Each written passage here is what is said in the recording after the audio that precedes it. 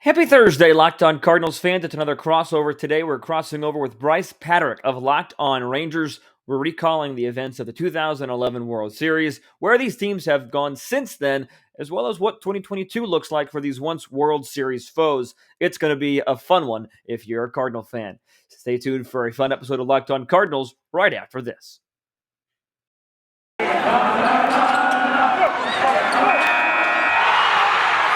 You are Locked On Cardinals, your daily St. Louis Cardinals podcast, part of the Locked On Podcast Network, your team every day.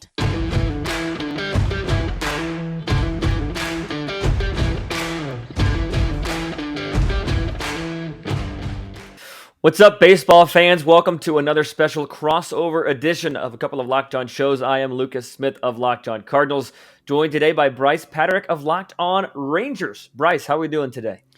I'm doing pretty well. It's been 10 years since I'm not sure if I'm going to commit to, because on my show I normally have a bit of committing that I commit to pretty strongly that the Rangers actually won the 2011 World Series, but I feel like for this show actually talking about it is going to make it pretty hard to commit to that bit. But we're a decade past. I'm still not over it. I never will be. Give me 100 decades and I'll still never get over a lot of things from this World Series. But I'm happy. I think it's the first crossover that we've ever done. Yeah, I think it is, and it's going to be a great one because we're going to have positives for both teams in here. You mentioned the World Series, we'll talk about that, but you've got some jabs to get in on your own right as well, talking about trades a little bit later on, some former Cardinals lighting it up for the Rangers. But you know what, you mentioned about it, let's go ahead and get right into it, and I'm just going to get this out of the way now. I have this on my desk with me. I just want you to see it. It's the World Series DVD, and just so we have physical proof. If you're watching on YouTube, you can see it. Physical proof that the Cardinals did indeed win that World Series. But I guess we're going to start. I also have my own proof, which is there we go over there. This is the 2010 pennant, not the 2011. I don't even want to remember that. The 2010 was great. That was like the honest to goodness start of my baseball fandom obsession, because I started watching every single game in 2010, and things went really well for the Rangers. Obviously, the World Series wasn't as bitterly lost. Like looking back, I'm like, that's a really random Giants team to lose to, but it was some even year BS, so I can wash my hands of it. But 2011 definitely brings up some strong memories. But that was one of the best World Series of all time, and it sucks so hard to be on the losing end of some of the greatest games of all time. I mean, I've done that. I was at the I'm an Alabama fan, obviously, and I was at the Joe Burrow beating Alabama game. It was also an all-timer and not very fun, but I was also at the first Bama versus Georgia national championship, which was also an all-timer. So I know what it's like to be on the good end of an all-time series. But this is not the good end for the Rangers.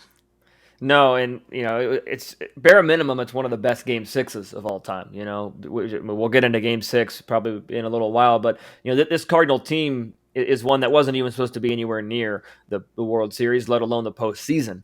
Everybody kind of knows the story, being 10.5 games back of first place on, I believe it was August 28th. Climbing the mountaintop in a month, beating the NL's best team that year, the Philadelphia Phillies, beating a division rival in the Brewers, and then going up against a Rangers team. They talk about it in the World Series DVD, and I don't know what you thought about it at the time, but these are two teams that really matched up pretty evenly. At the time, the Cardinals had a lineup that favored having a DH in the American League. We saw that with Alan Craig hitting a home run in Game 3. And it was just the definition of an even series throughout, and that's why it went 7 games.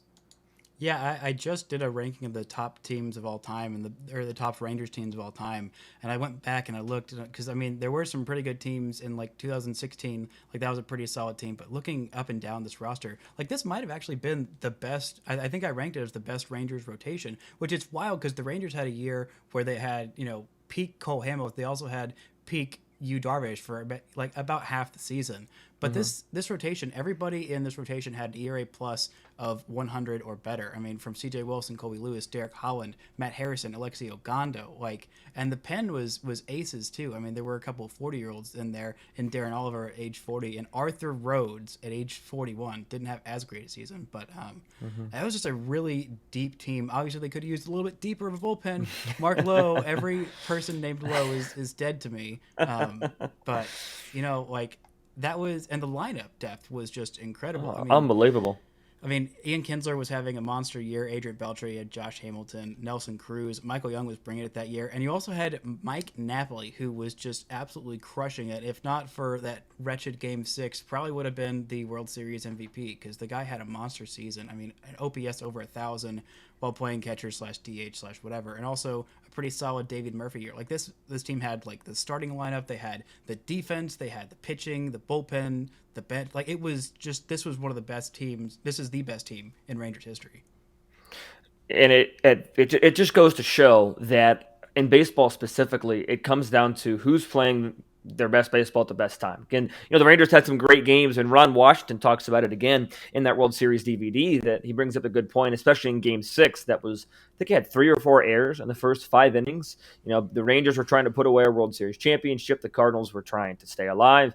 But at the end of the day, we all know their heroics. We'll get into Game 6 in a little while, but I kind of want to go game by game a little bit here. And Game 1, we'll go groups of games, actually. We'll go Games 1 and 2. You had the Allen Craig and Alexi Ogando storyline of Craig having basically the same base hit in the same exact spot almost in the game, and in the situation, everything about it was just so bizarre. And Craig was somebody that, had a nice couple of years after that season, but those 2 games really started his Cardinal legacy, and it was so bizarre to see Alexi Ogando kind of show his human side, because you mentioned he had a great regular season. He also had a fantastic American League Championship Series coming out of the bullpen. Obviously, the Rangers go ahead and win Game 2 based on some Elvis Andrus and Ian Kinsler speed on the base pass, but Allen Craig kind of stole the show in the first 2 games in St. Louis, and I think that was really, the first 2 games in and of itself were exciting, let alone the next 5. Yeah, something that I just completely forgot. I was speaking of Arthur Rhodes. He pitched for both teams this year. I completely forgot about that because I know he wasn't pitching for the Rangers, and I saw him in this World Series, and I'm like, oh, look, there he is on the Rangers. I'm like, wait a minute, he's on the Cardinals. I completely forgot about that. Got a ring. Also, the extreme year of the loogie, he pitched in 19 games, only 8 2/3 innings during the regular season for the Cardinals. Yeah, Man, lefty specialist. Gosh. Those are the days. That's just peak Tony La Russa right there. That's all that is. It really is. But I think the thing, seeing the name Chris Carpenter sends me into a white hot rage because of we'll get to the rain delay that wasn't a rain delay. It was stupid. That was the fix in from Major League Baseball. But man, he was pitching out of his mind that whole series. I mean, you're without your ace. Your clear ace. You also, you had future Rangers ace Lance Lynn on the roster, but clearly things didn't go as well with him in St. Louis as they did in Texas. Yeah, Lynn is one of those guys that, kind of similar to Craig, got his start there in 2011. He gave up, I think, back-to-back home runs in Game 6 to Beltre and Nelson Cruz, I want to say. But, going back to the point you talked about, Arthur Rhodes pitching for both teams and the bullpen, and both these bullpens, they both of them blew up a little bit in Game 3, in addition to Matt Harrison and Fernando Salas, who started those 2 games. But both these bullpens were really locked down. And I think that this is a great example. A reason that it was such an all-time series was that you had 2 bullpens performing at their best. And like you mentioned, they weren't on the young side either. You had a couple 40-year-olds for the Rangers. You had Arthur Rhodes for the Cardinals. Octavio Dotel was a huge member of that Cardinal bullpen that really, especially in the National League Championship Series, really shut down the bat of Ryan Braun of the Milwaukee Brewers. But once you got to Texas, you saw the pitching duel kind of go out of the window unless your name was Derek Holland. Because Chris Carpenter, Colby Lewis, Jaime Garcia, and C.J. Wilson all pitched phenomenally in St. Louis in Games 1 and 2. In Games 3, 4, and 5, obviously the game moves to Texas. You see the offense bust out. You see the heroic performance of Albert Pujols in Game 3. But I want to hear your thoughts and what your memories are of Game 4 and Derek Holland really shutting down the offense that game. Oh my God, I remember Game 4 because before Derek Holland turned into what he is now, which is kind of. Well, he's always a goofball. He's a slightly more problematic goofball that I don't love as much as I did. But I really love Derek Holland. That was my guy. And I remember very vividly. This was my senior year in high school when I was watching this, and I was I went to this. I was already like a rabid fan, and this girl that I liked invited me to her church. They were having a watching party there, and so I watched this game with my crutch at her church. And Derek Holland did that, and I was like, "This is the greatest day of my entire life. Nothing can go wrong. The Rangers are going to win the World Series. The Mavs have already won the NBA championship this year. Like the Cowboys are going to get their crap together, and everything is going to be amazing in DFW sports." Well, it didn't quite work out that way, and I will. One of the many things I love Ron Washington. I still do. But there are a couple of unforgivable things, and one of the unforgivable things is after Derek Holland goes out and pitches this, not starting him in Game 7 will always make me lose my mind. Now, Derek Holland is the most Jekyll and Hyde pitcher. Like, what I think of as a number 4, he is like the best version of a number 4 starter. That some games, they'll go out and they'll do this. Like, they'll go 8 1/3 innings, allow 2 hits, 2 walks, no runs, strike out 7, the biggest stage, look absolutely nasty, and then the next day they could go and crap the bed and not make it out of the 3rd inning. But like, I don't know, just riding that high, I felt like you gotta ride the hot hand. You just gotta ride the hot hand, and clearly they didn't, and clearly it didn't go well. But that game is like one of my favorite baseball games of all time, which I never think about because of all the things that happened afterwards, obviously. Well, we've got a little bit of time left to talk about those things. We've got a couple of historical performances I want to get to. I want to talk about Albert a little bit more, and then we can't end this discussion fully until we talk about Game 6. But before we get to any of that, Brice, I want to make you happy a little bit. I want to give you some good news, okay? Because if you're like me and you're a sweet tooth, but you still want to stay healthy, there's this item called the Built Bar. It's the time of year where we're starting to give up our resolutions, but you can still stay healthy with that delicious treat because a Built Bar is a protein bar that tastes like a candy bar.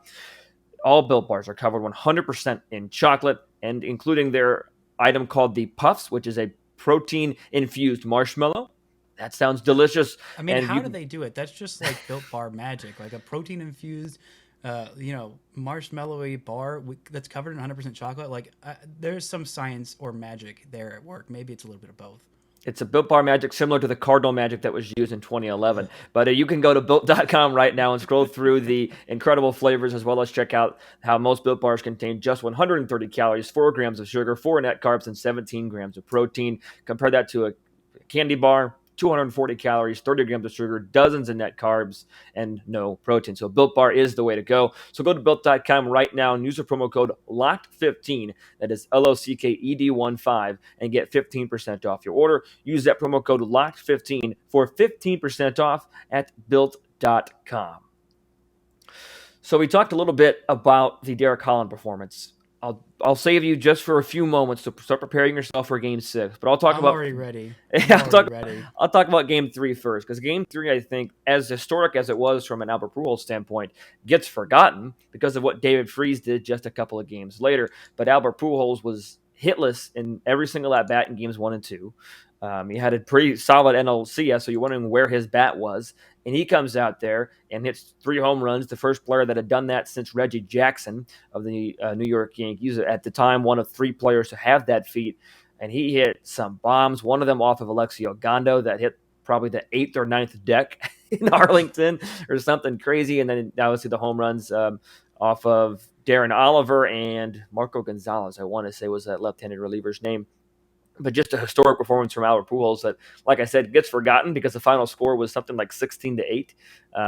But you still have Mike Gonzalez. Thank you very much for that correction. Mike Gonzalez, Darren Oliver, and was the lefty, and Alexi Ogando. Yeah. Which, this one didn't hurt as badly because, like you said, Albert Pujols was, like, eerily quiet because at this time Albert Pujols is the monster, the hitting machine of the generation, like the one of the most dangerous offensive players of all time in his prime, and the Rangers kind of shut him down for the first couple games, and I'm like, something's gonna happen. Something bad is gonna happen, and Albert Pujols is going to do it to us. It doesn't matter if nobody else. Like, there's gonna be one game where Albert Pujols goes off, and if you can survive that, then like, good Lord, you're definitely winning it. But like, Adrian Beltre also had a really good game this game. He had a 4-hit game, had a double off of Lance Lynn. I mean, Michael Young and Nelson Cruz, they did their best to try and, keep it close. Michael Young had a couple of extra base hits, a home run, and a double as well. Nelson Cruz also hit his 7th home run of the postseason, which that guy who gets too much crap. While we're on the subject of 2011, I got to briefly bring up the fact that, I mean, obviously, like Nelson Cruz, we'll get to Game 6 in just a second, but he gets the crap for missing that play and not playing no doubles defense, and Rangers fans are like, oh, I'll never forgive him for that. Well, the Rangers aren't in the World Series if Nelson Cruz isn't on the team. What he did to that historic Detroit Tigers pitching staff, multiple like Hall of Famers on that staff, and he made them look childish and hit the greatest and onlyest walk-off grand slam in MLB postseason history with the lamest call from Joe Buck I've ever heard in my life. I sometimes I think, maybe I'm being too hard on him. Then I'll go back and listen. He's like, and it's a walk-off grand slam. And I'm like, dude, this is something that has never happened in Major League Baseball. Anytime that happens, that's a miracle because there's been so many freaking baseball games of all time. Like, anything that's, like, new and never happened before, like, that deserves, like, I'm crapping my pants kind of a call. And Joe Buck is just like, I weakly tinkled down my leg kind of a call. Well, I think everybody from every fan base somehow has a reason to hate on Joe Buck, and maybe it's because he started out as a Cardinal broadcaster. But I have no problems with Joe Buck. He's gotten better as the years have gone on. I don't have a problem with him. That's like my only thing. I'm like, I'm gonna give you some for that, and for some obvious. Like, I can't blame him for being a little bit like, partial. It felt as a Rangers fan that he was a little bit partial to the Cardinals, which, like, how can you not be when your dad's like, you were raised Cardinals? Like, that takes some real getting to, like, to be neutral. And he probably did do a pretty good job from the neutral's perspective. But that one call will always bother me, and he can never go fix it. But he has been better since then. Anyway, let's get into the worst baseball game of all time, Game 6 in 2011. Yeah, I'll let you have the floor first. I talked about Albert, so I'll let you give your experience for Game 6 first. You go ahead. I'll start with this. I did not enjoy it. I did not like it. It was the most nervous I've ever been at a sporting game or ever will be. It about killed me, and every time I see any clip from it, even the good clips, like, it still gives me PTSD, and it always will. And that's kind of the nice thing, the fun thing about sports. They're like, wow, I care so much about this. But like, even looking back, because it's been so painful to even look back at all, it's just like, oh wait, I kind of forgot that Colby Lewis started this game, and that Derek Holland pitched a little bit in this as well. It's just like, there's all these little things that I've tried to suppress, and like the offensive barrage from Beltre and Cruz with those back-to-back home runs off of Lance Lynn and Josh Hamilton's home run in the 10th inning when I still had hope for humanity. And I thought, that's it. This is it. He did it. Josh Hamilton, God bless him. And all the things that have happened since have not been quite as good.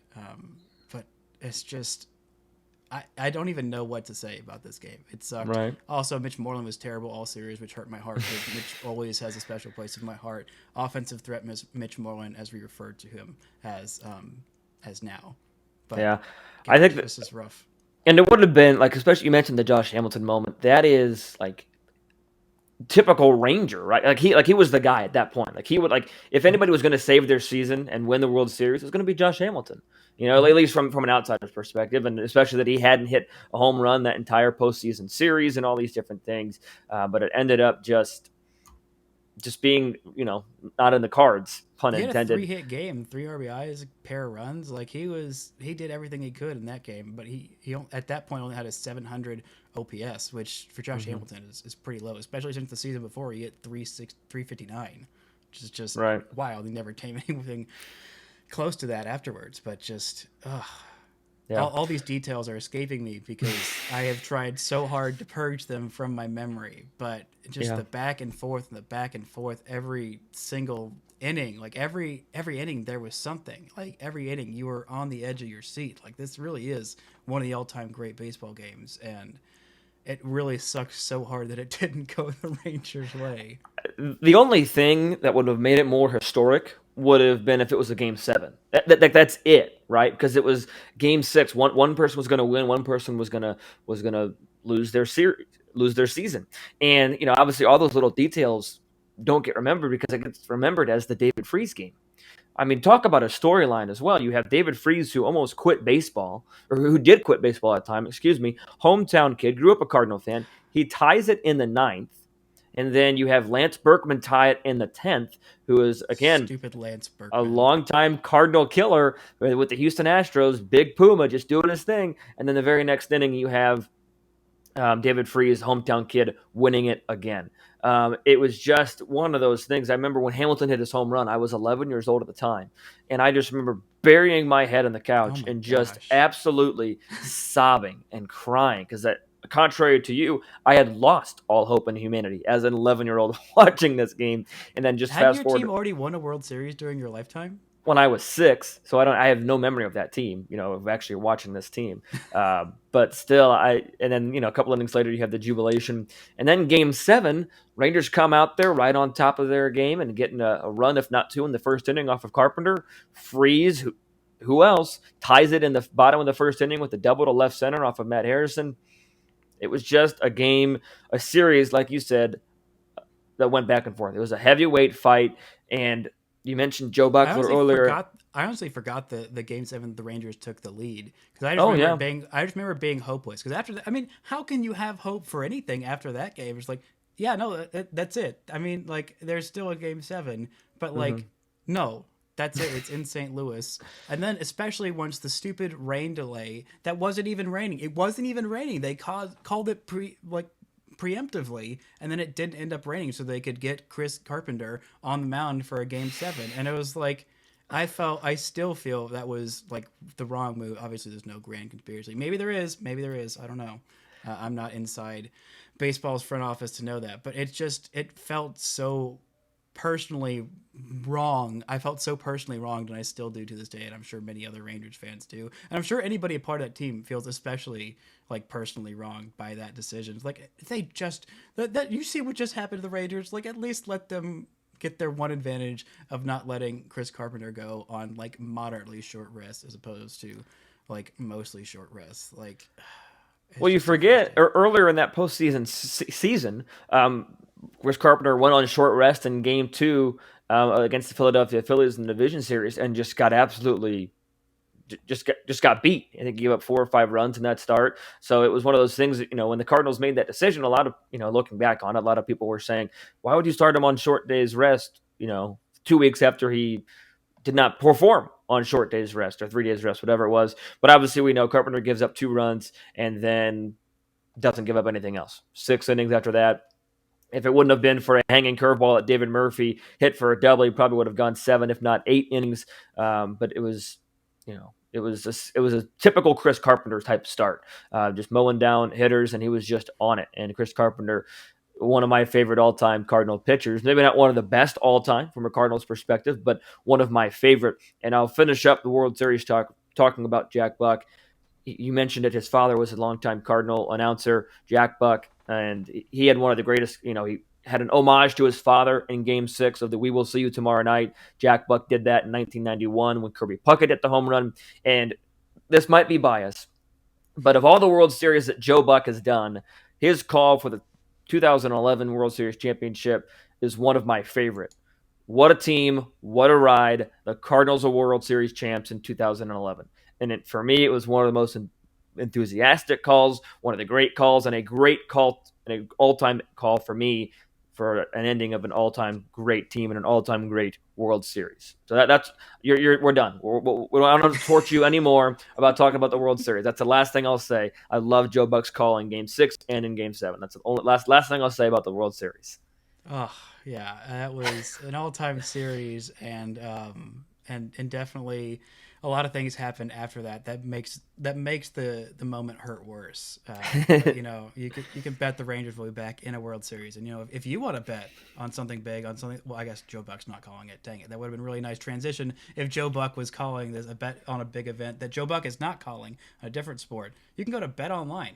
Bet Online has you covered this season with more odds, props, and lines than ever before as football continues its march to the big game this weekend. BetOnline.net remains the best spot for all your sports scores, podcasts, and news this season. If you were a betting man, Lucas, who would you be betting on in this Super Bowl? I know I'm going with the Texas hometown kid. Did you know that this Texas hometown kid is friends and grew up with Clayton Kershaw? That's right, it's Matthew Stafford.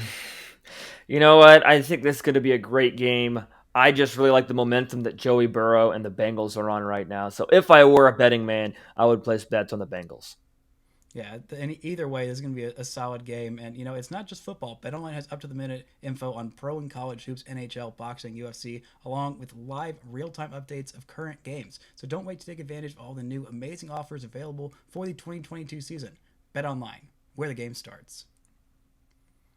Now, these two teams headed, well, I guess they were both pretty competitive for quite a while after this. This was right in the middle of their run. This is kind of still the beginning of the Rangers' run. They had only just made the playoffs for the first time since the turn of the century the year before, and they made it to the World Series. Their first two playoff runs in the new, I guess, old now era, they made the World Series, and they never won another playoff series since then, which makes life that much harder. I was about to say they haven't won a single playoff game since then, but that's not true. They did win a couple, I think, in 2015 against the Blue Jays, but then lost in that stupid, tragic, upsetting Game 5. Yeah, that was a bad way to lose.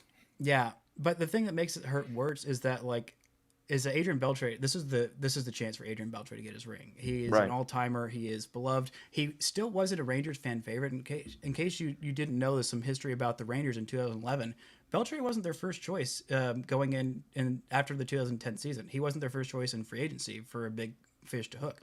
They wanted to bring Cliff Lee back because they loved Cliff Lee. He helped lead them to their first ever World Series.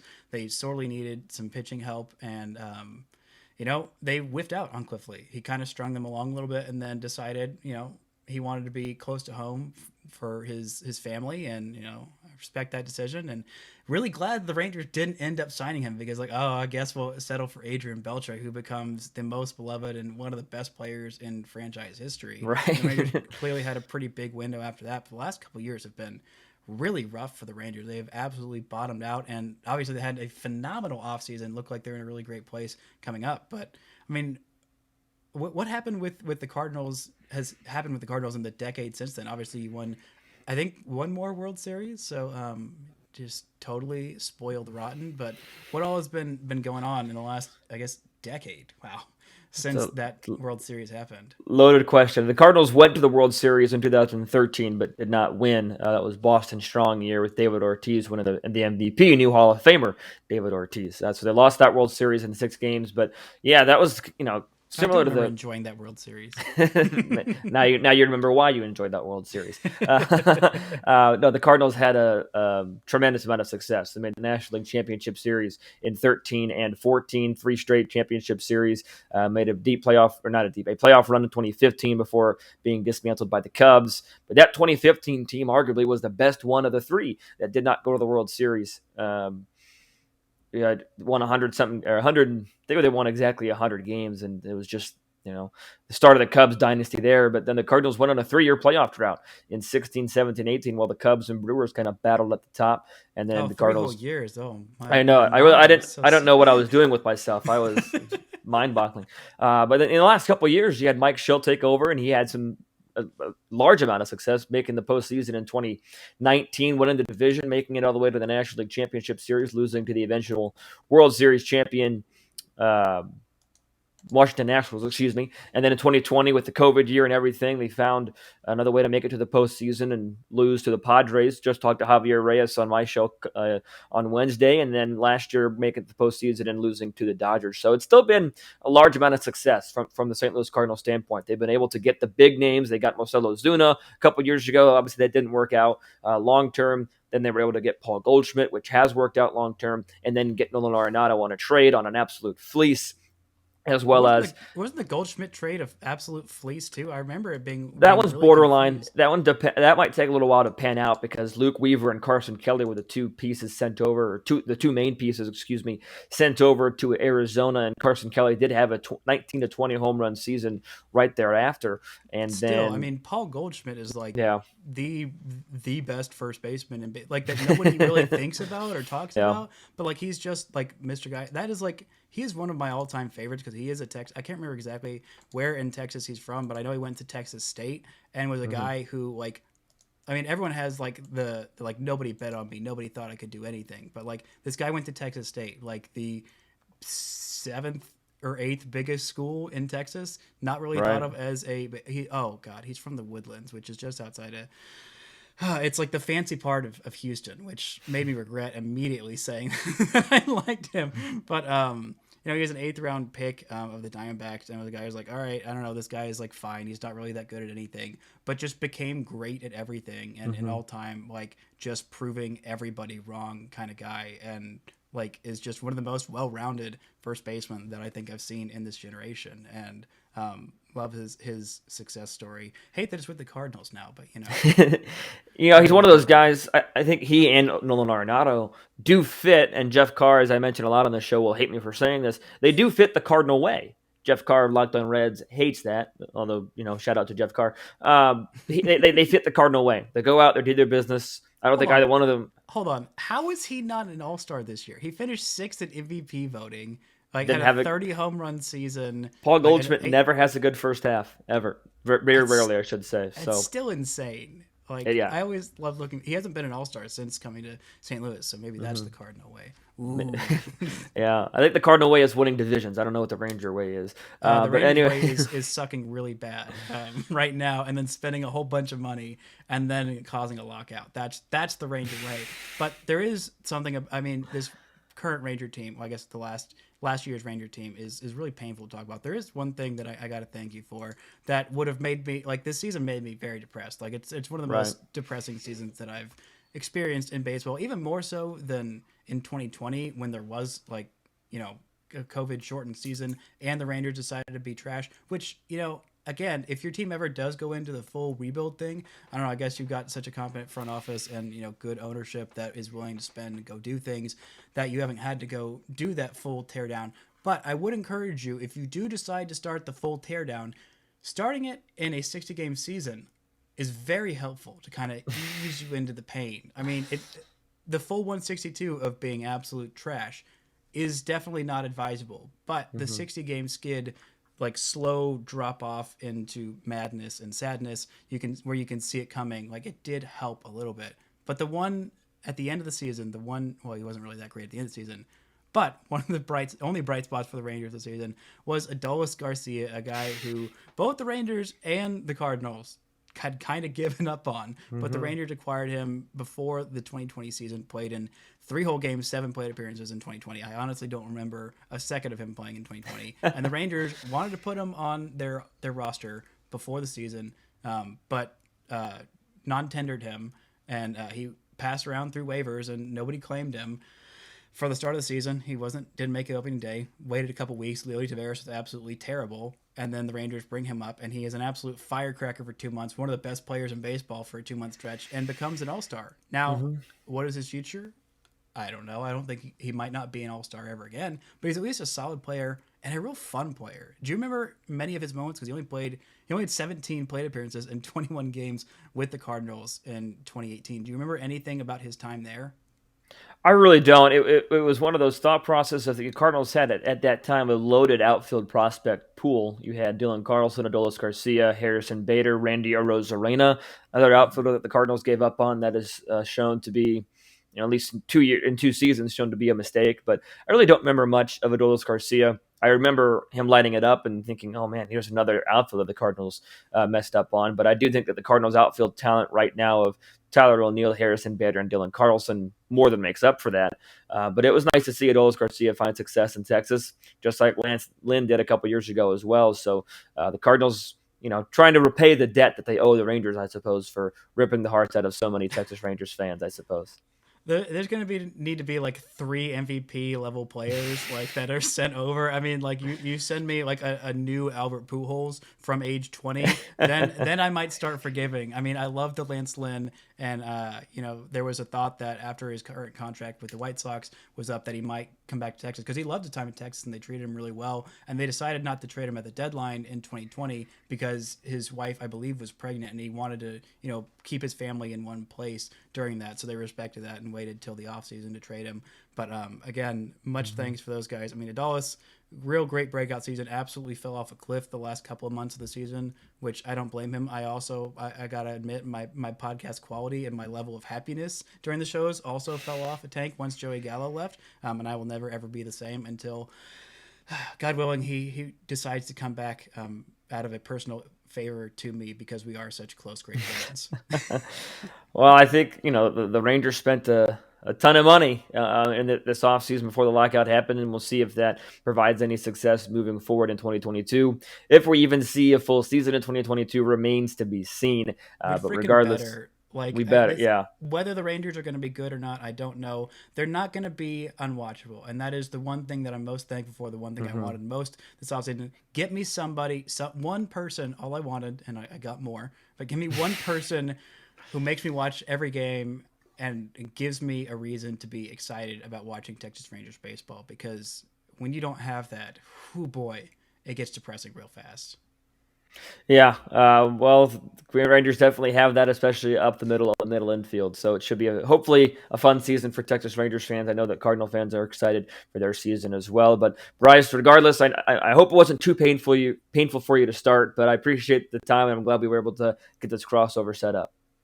Yeah, absolutely. I mean, it's almost more painful to talk about a 2011 World Series than it is a 2021 team that was absolutely doggy doo doo. But remembering the Rangers were good at one point helps me believe that at one point they will be again. So great talking with you. Where can the folks listening to Locked On Rangers find you and your work, Lucas? You can find me on Twitter at LJ Fastball. If you're watching on YouTube, it's right down there. And you can also find the Locked On Cardinals podcast anywhere you find your podcast, as well as on YouTube. And you can follow the show on Twitter and Instagram at LO_Cardinals. Brice, why don't you do the same for Locked On Cardinals listeners? You can find me on Twitter at Brice Paterik. As you're watching on YouTube, you can see it there. And on Twitter, you can follow the show at Locked On Rangers. Thankfully, we got the Rangers account with no underscore. You feel my pain for having another show with your exact same name. Yes, we're the baseball Rangers and not the New York Hockey Rangers. But thanks again for taking the time to talk with me. And I'm glad that somebody enjoyed that 2011 World Series, even if it wasn't me. Well, I definitely did enjoy it, and I will. I'm not going to talk about it anymore, but I am just going to show this one more time if you're watching on YouTube. But thanks for listening, ladies and gentlemen. Until we talk to you next time, be sure to stay safe, stay well, and have a fantastic rest of your day.